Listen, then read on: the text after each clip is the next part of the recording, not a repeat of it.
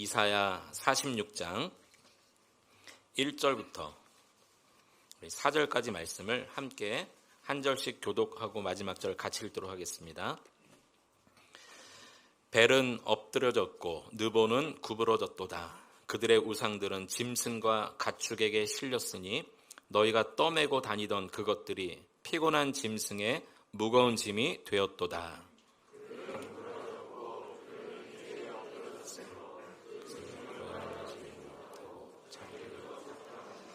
야곱의 집이여 이스라엘 집에 남은 모든 자여 내게 들을지어다. 배에서 태어남으로부터 내게 안겼고 태에서 남으로부터 내게 업힌 너희여, 너희가 노년에 이르기까지 내가 그리하겠고 백발이 되기까지 내가 너희를 품을 것이라. 내가 지었은즉 내가 업을 것이요 내가 품고 구하여 내리라. 아멘. 나를 잘 아시는 하나님이라는 제목으로 함께 말씀을 나누겠습니다. 한번 제목을 한번 따라해 보실까요? 나를 잘 아시는 하나님. 여러분, 이 세상에서 나를 가장 잘 아는 사람이 누구일까요? 네, 부모님일까요? 부모님. 내가 자식을 낳고 길러봤으니 잘한다고 말할 수 있겠죠. 그런데 저도 두 자녀를 기르면서 지금까지 큰 녀석은 20살이 됐고 또 작은 녀석은 19살인데 아직 잘 모르겠어요. 네, 특히 딸이다 보니까 여자의 마음을 잘 모르겠어요. 부모라고 해서 다 알지 못합니다. 배우자면은 다 잘 알까요? 평생 같이 살았으니 모든 것을 다 공유했으니 잘 알 수 있을까요? 저도 가만히 결혼하고 21년째 살다 보니까 모르는 부분도 있고요. 또 다 안다면, 모든 것을 다 안다면 비자금 같은 거 남편들이 숨길 일이 있겠습니까? 제가 그랬다는 얘기는 아니고요. 네, 뉴스를 보니까 또 드라마를 보니까 그런 일이 많더라고요. 서로 잘 알면 왜 그렇게 마찰이 생길까요? 서로 잘 아는데 왜 그렇게 이해하지 못하며 살까요? 그러니까 부부도 평생 같이 살아도 자기를 잘 알지 못합니다. 그러면 내가 나 자신을 잘 알까요? 예전에 TV 광고 이런 광고가 있었죠. 니들이 개맛을 알아? 이런 광고처럼 니들이 나를 알아?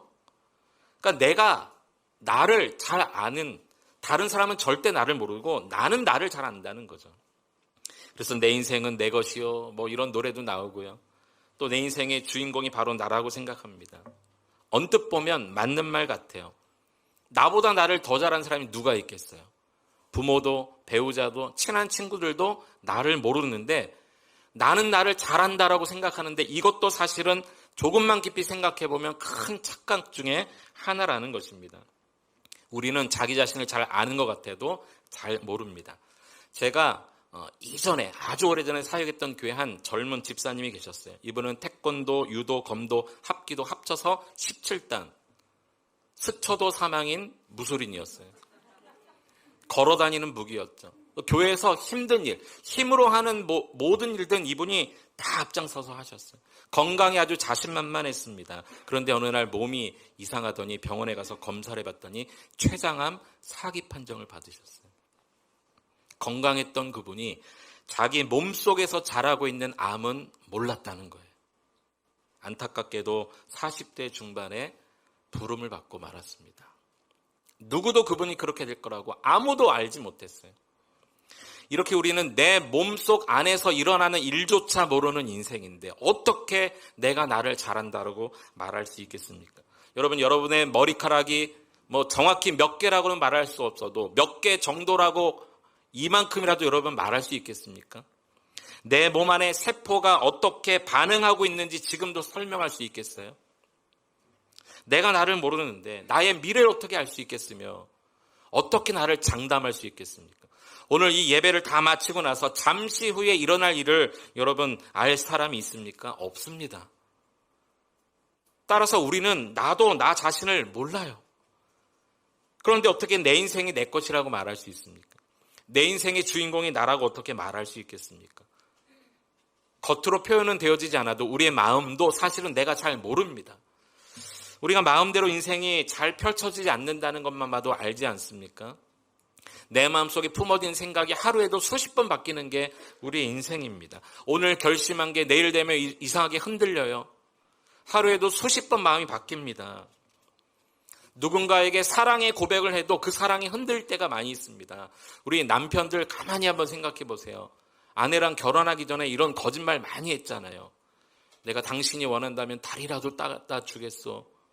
평생 손에 물 안 묻히고 살게 해주겠소. 이런 우리 거짓말 다 하고 결혼하지 않았습니까? 그런데 지금 그 마음 먹은 대로 되나요? 당신만 사랑하겠습니다. 이게 됩니까? 안 됩니다.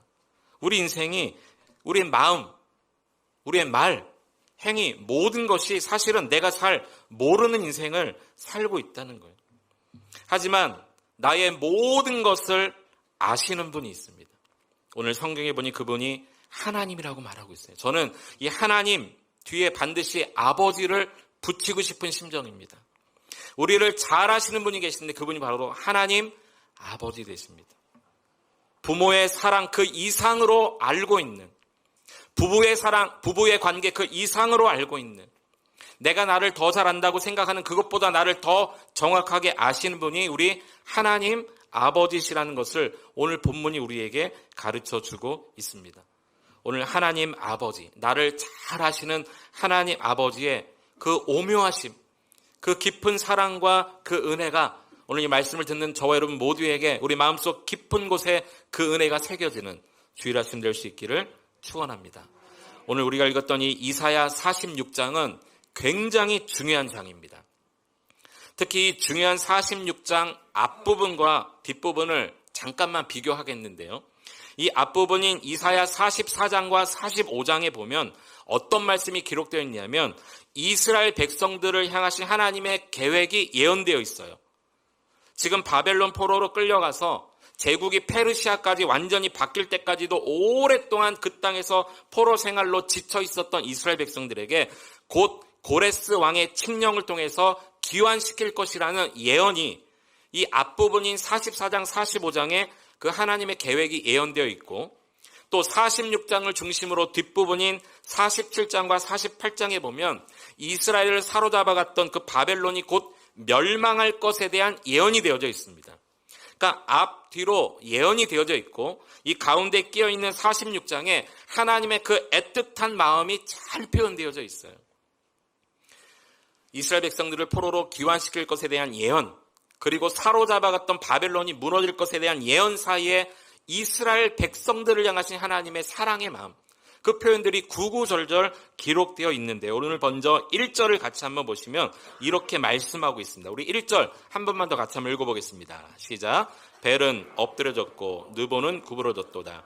그들의 우상들은 짐승과 가축에게 실렸으니 너희가 떠매고 다니던 그것들이 피곤한 짐승의 무거운 짐이 되었도다. 여기 벨은요, 이 이스라엘 백성들을 사로잡아갔던 바벨론 제국의 최고의 신 이름입니다. 그러니까 벨 신입니다. 이 이름이 주인이라는 뜻을 가지고 있습니다. 주인. 바벨론 사람들이 최고의 신, 하늘의 신으로 여겼던 벨 신. 근데 그 벨이 엎드려졌다는 거예요. 또 느보는요, 최고의 신이었던 벨 신의 아들 신으로서 수호신입니다. 우리를 지켜준다는 수호신의 이름이 바로 느보예요. 그래서 바벨론 왕들의 이름을 보면 이 수호신의 이름을 왕 이름에 붙인 경우가 굉장히 많습니다. 예를 들어서 느부갓네살 왕, 그의 군 사령관이었던 느부사라단, 전부 이 느보신의 이름을 왕 이름에 붙여서 수호신처럼 여기는 그런 일들이 바벨론 가운데 계속 행해졌는데요. 지금 하나님께서 이스라엘 백성들에게 뭐라고 말씀하시냐면 너희를 끌고 왔던 바벨론의 그 최고의 신 벨도 엎드려지고 그 아들 신, 그 수호신이었던 느보도 구부러졌도다. 이렇게 말하면서 하나님께서 바벨론을 완전히 그의 신을 징벌하실 것을 지금 말씀하고 계세요. 특히 그 신들이 평소에는 짐승과 가축에 실려서 다녔는데요. 이제는 그 신이 완전히 구부러지고 엎드려지다 보니까 그 신을 실었던 짐승들에게도 무거운 짐이 되었다. 무슨 말입니까? 아무짝에도 쓸모없는 신이 되었다라는 표현입니다. 짐승에게도 가축에게도 그저 고통만 주는 신.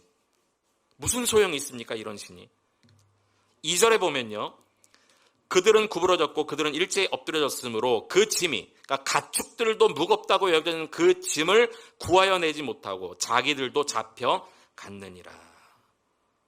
느보신과 이 벨신 아무 힘이 없고 능력이 없이 그저 무거운 짐만 지어주고 어느 누구도 구해내지 못하는 그런 신이 되었다라고 말하면서 이제 바벨론을 그렇게 무너뜨리시겠다는 하나님의 계획을 먼저 백성들에게 알려주십니다. 그런데 3절을 보면 바벨론을 끌려간 이스라엘 백성들은 상황이 완전히 다르다라고 표현하고 계세요.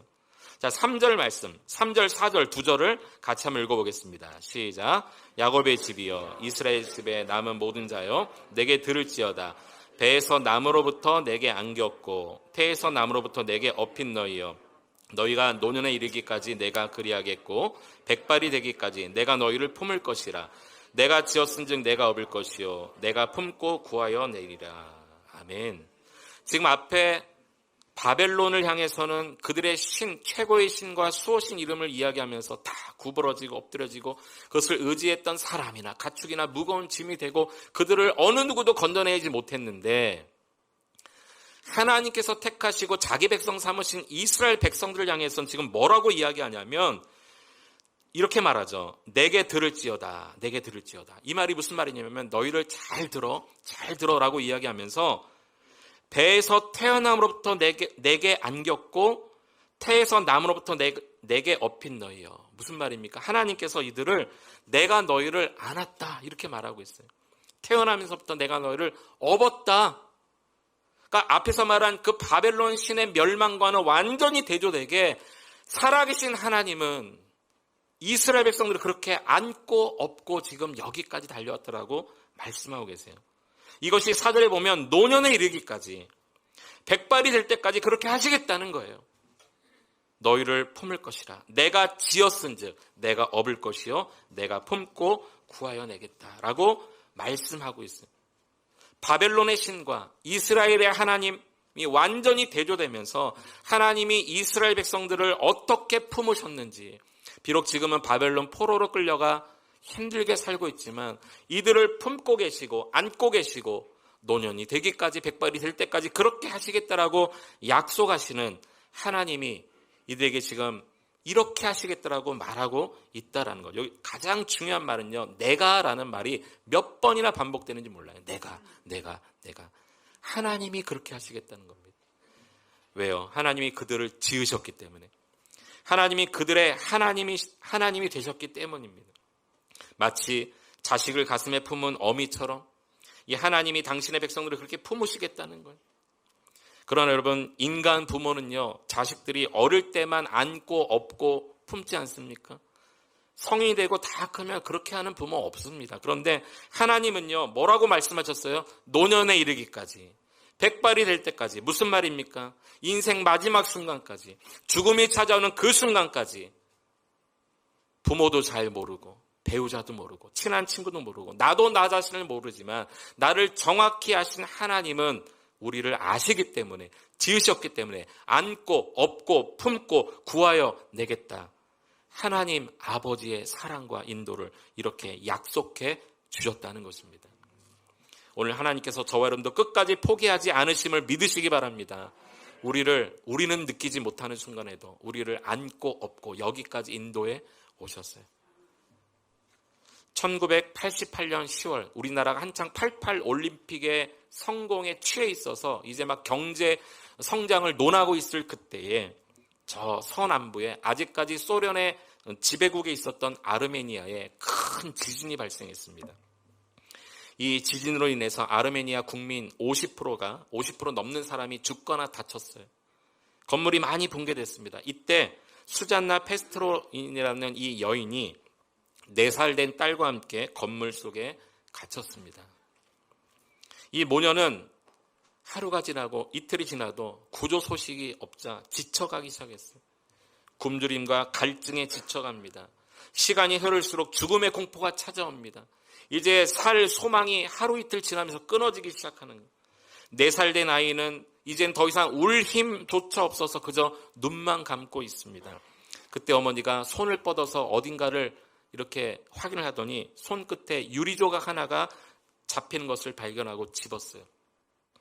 그리고 그 유리조각으로 자신의 손가락 하나를 베어서 그 갈증에 목말라는 딸에게 그 피를 입에 갖다 대면서 먹이기 시작합니다. 그때 이 어머니 수잔나가 자신은 죽더라도 내 딸만큼은 살려내겠다는 마음으로 아이가 보칠 때마다 손가락 하나씩 그 유리조각을 찔러가며 그 아이 입에 피를 먹이기 시작하는 거예요. 다행히도 이 모녀가 매몰된 지 14일 만에 모두가 극적으로 구조가 되었어요. 그런데 구조될 때 이 어머니 손가락 10개는요, 피범벅으로 퉁퉁 부어 있었다는 거예요. 딸을 살리기 위해서. 자식을 끝까지 품고 돌봤던 이 수잔나의 모습이 여러분 지금 바벨론 포로 생활 가운데 지쳐있는 이스라엘 백성들에게 내가 너희를 안고 업고 품고 구하여내겠다. 노년이 되기까지, 백발이 되기까지 내가 그렇게 하겠다라고 말씀하시는 그 하나님의 모습처럼 여러분 보여지지 않습니까? 그 하나님이 오늘도 저와 여러분을 품고 계심을 믿으셔야 됩니다. 아무리 삶에 큰 고난과 역경이 와도 하나님은 여러분을 잘 아시기 때문에 무엇을 잘 아실까요? 죄인 된 것을 잘 아십니다.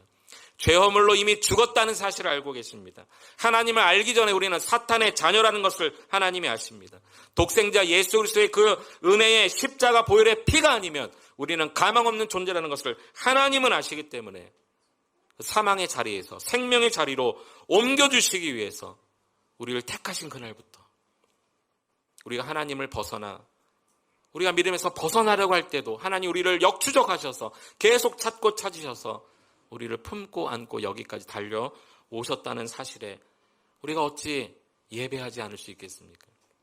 오늘 이 시간에 그 하나님의 마음을 조금이라도 안다면 우리 남은 일평생의 각오와 결단들이 달라질 것입니다. 하나님 우리의 마음을 아십니다. 우리의 영적 상태를 아십니다. 지금 우리의 필요를 알고 계십니다. 우리를 잘 아시는 하나님 여러분, 이 시간에 믿게 해달라고 기도하는 이 시간 될 수 있기를 축원합니다. 때로는 살다 보면 우리 삶에 예기치 못한 그런 닥치는 고난들이 얼마나 많은지 몰라요. 그때마다 우리가 어떻게 기도를 한번 버텨보고 이겨내 보려고 해도 우리 믿음이 계속 흔들립니다. 근심과 걱정이 떠나지 않습니다. 불안과 염려가 찾아오고요. 그것 때문에 우리의 삶이 피폐해집니다. 그러나 그 힘든 순간에도 나의 이 상황과 생각을 초월하여 역사하시는 하나님의 돌보심이 있다는 것을 믿으시기 바랍니다. 왜냐하면 하나님 우리의 아버지시요 우리는 그의 자녀이기 때문에 그렇습니다. 다윗도 그 인생 가운데 숱한 어려움이 많았죠. 죽음의 위협이 많았습니다. 그러나 다윗도 하나님을 알았어요.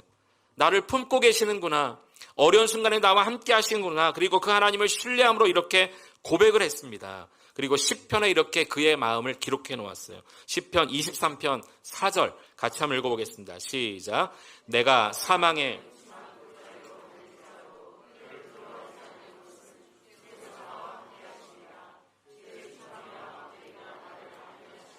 아멘. 주께서 나와 함께 하심을 알았어요. 나를 안위하고 계심을 알았어요. 이 안위하신다는 것은요, 주의 지팡이와 막대기로 내 사방팔방을 두르고 계신다는 거거든요. 여기 지팡이는 이 당시 이스라엘 백성들, 그 목동들이 지팡이와 막대기를 가지고 양을 몰았는데, 지팡이는 어떤 때 사용했냐면 양을 푸른 초장으로 이렇게 안내할 때. 그러니까 하나님께서 다윗을 지금 그 숱한 어려움과 죽음의 위협 속에서도 안전한 곳으로 인도해 가셨다는 거예요. 막대기는 왜 필요했냐면요, 맹수로부터 막을 때 막대기를 사용했습니다. 그러니까 모든 상황 가운데 보호하시기 위해서. 푸르른 초장으로 좋은 목초지로 꼴을 먹이기 위해서, 또 주변의 어려운 상황으로부터 지키기 위해서 다윗은 하나님께서 나를 이렇게 안위하셨구나, 나를 두르고 계시는구나, 하나님 나와 함께 하시는구나. 그래서 아무리 사망의 음침한 골짜기로 다닌다 할지라도 그것 때문에 내가 해를 받는 것을, 고난받는 것을 전혀 두려워하지 않는다라고 지금 다윗이 고백하고 있다라는 것입니다. 여러분, 인생 살다가 닥친 고난 때문에 두려우십니까? 두려운 그 순간에 잠깐 나를 두르고 계시는, 지팡이와 막대기로 나를 두르고 계시는 하나님을 놓쳤기 때문에 두려움이 찾아오는 것입니다.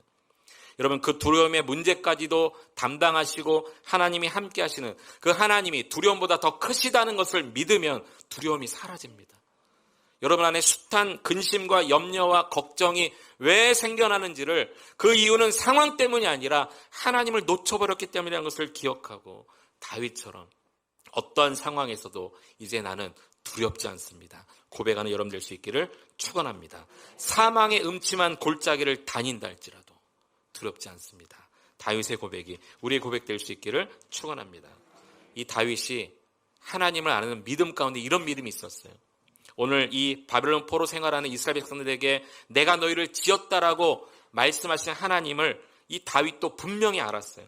시편 139편 13절을 보니까 주께서 내 내장을 지으시며 나의 모태에서 나를 만드셨나이다. 그러니까 인간의 모든 생체 조직 하나하나를 누가 만드셨다고 다윗이 믿고 있다고요? 하나님이 만드셨다는 거예요. 여러분 이런 고백 해보신 적 있으세요? 내 몸속에 흐르는 이 핏줄 하나, 세포 하나 하나님이 만드셨다 고백해 보신 적 있으세요? 나를 병들게 하는 내 몸속에 있는 장기 하나 하나님이 만드셨다. 하나님 나를 지으셨다라는 고백을 해보신 적 있으십니까? 다윗은 그 믿음이 있었기 때문에 사망의 골짜기를 지난다 할지라도 두려워하지 않았던 것이죠.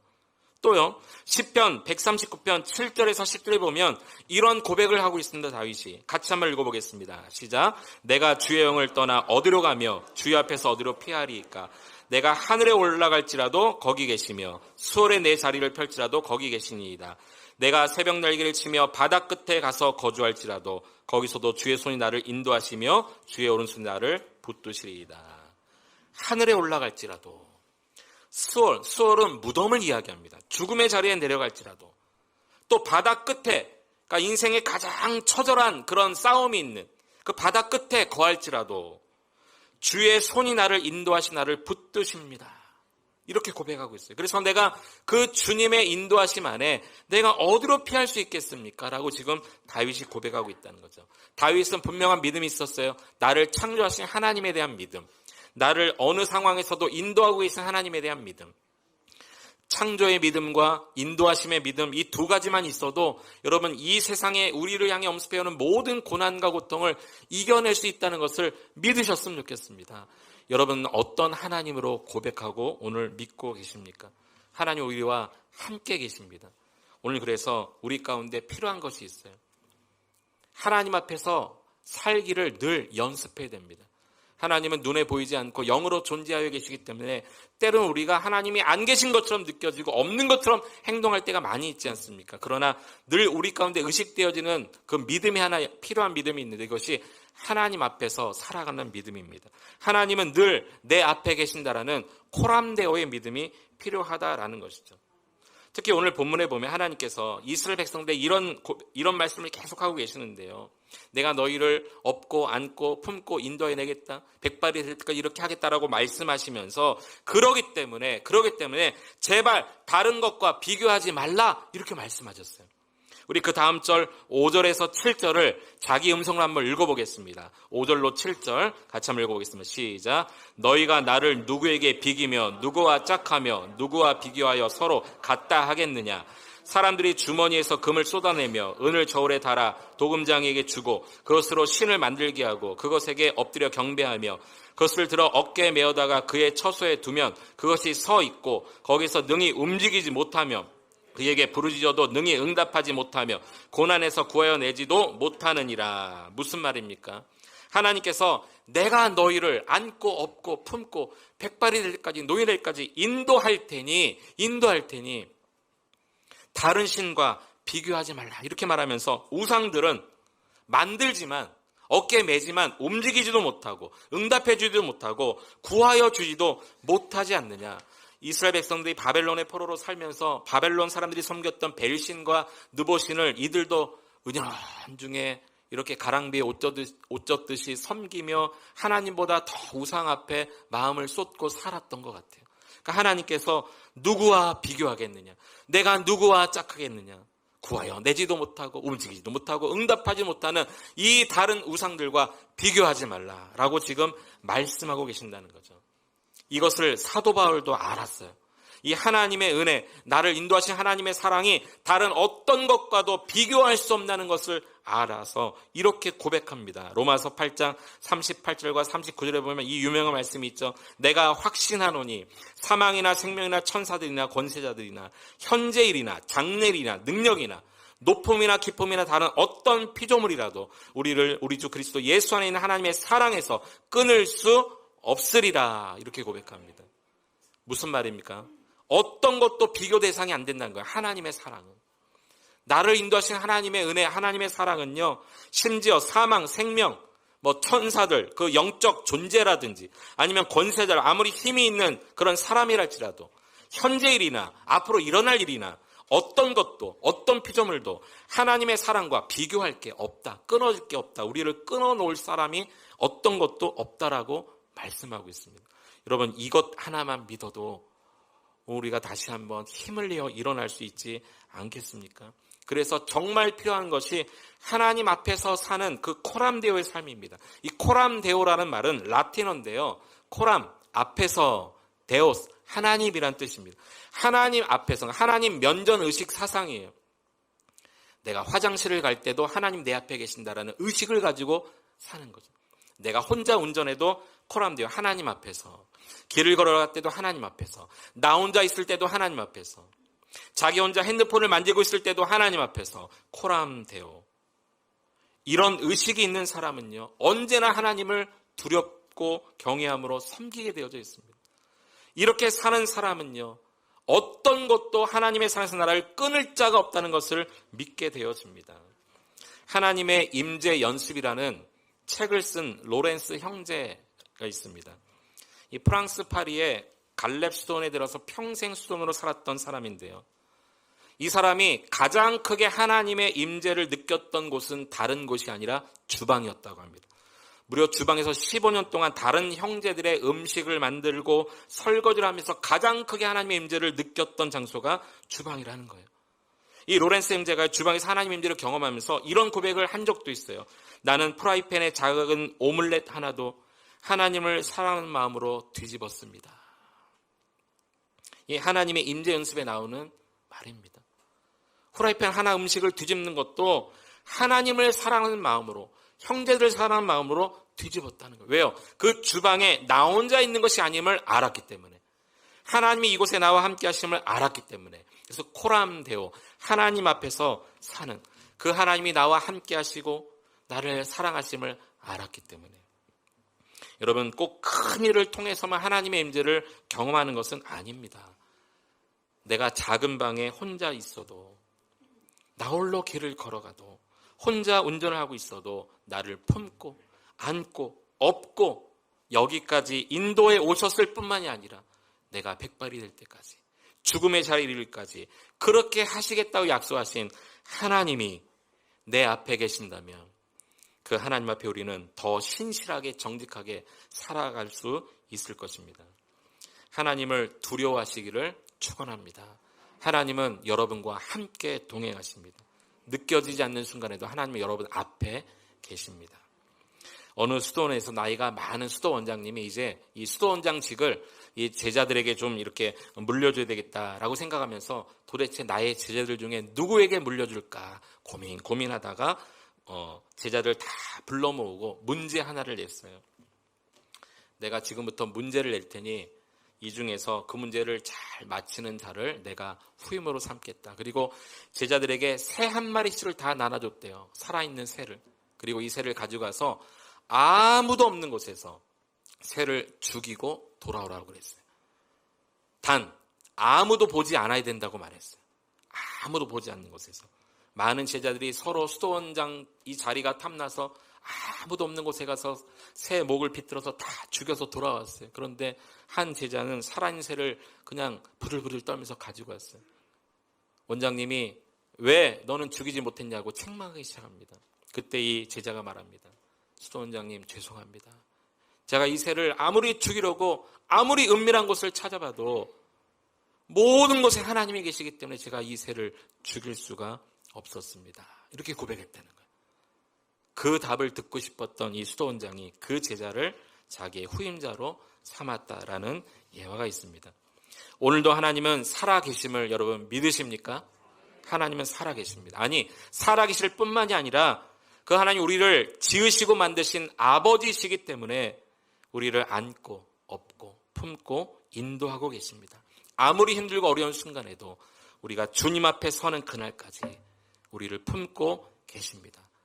그 앞에서 사는 인생이라는 것을 믿고 코람데오의 믿음으로 사는 성도는 그 주님을 늘 경험하게 되어 있습니다. 여러분 구약성경에 보면 욥을 한번 생각해 보십시오. 욥처럼 정말 그렇게 어마어마한 말도 안 되는 고통을 당한 사람이 이 세상에 현존할까요? 저는 없다고 생각합니다. 하루아침에 재산을 다 잃었습니다. 하루아침에 한두 명도 아니고 10명의 자녀가 다 죽었어요. 자기 몸에도 죽을 병에 걸려서 이 기와쪽을 가지고 몸을 벅벅벅 긁지 않으면 안 되는 그런 질병에 걸렸습니다. 이것 때문에 친구들도 그를 정죄합니다. 아내까지도 하나님을 욕하고 죽으라고 정죄합니다. 육체적으로, 정신적으로, 영적으로 큰 고통의 시간을 보내고 있는데 그가 어느 날 그래도 하나님의 함께하심을 믿고 하나님이 나와 함께하심을 믿고 하나님을 의지하며 이렇게 고백을 했어요. 자기의 상황은 너무너무 열악하지만 이렇게 하나님을 고백했습니다. 욥기 23장 10절 같이 한번 읽어보겠습니다. 시작. 내가 가는 길을 그가 아시나니 그가 나를 단련하신 후에는 내가 순금같이 되어 나오리라. 나를 누가 하신다고요? 하나님이. 나의 길을 누가 하신다고요? 하나님이. 친구들은 몰라도 아내는 몰라도 하나님은 아시기에 이 단련의 시간 결국은 순금이 되어 나올 것을 믿고 하나님을 의지했던 욥의 그 신앙이 오늘 이 시대에 우리에게 필요합니다. 여러분 다른 사람은 다 몰라도 하나님은 아십니다. 하나님은 아십니다. 여러분 마음속에 있는 그 고민을 아시고 슬픔을 아시고 눈물을 아십니다. 우리의 기도의 제목을 아십니다. 아실 뿐만이 아니라 오늘도 우리를 여기까지 인도해 오셨고 앞으로도 인도에 가시라고 약속하셨습니다. 여러분의 형편, 모든 상황의 처지, 모든 마음의 손과 기도의 제목을 하나님 앞에 올려드리시기를 바랍니다. 어떤 것도 그 은혜와 사랑에서 우리를 끊을 것이 없음을 믿고 하나님을 여러분 경배하며 예배하며 사신 여러분 될 수 있기를 축원합니다.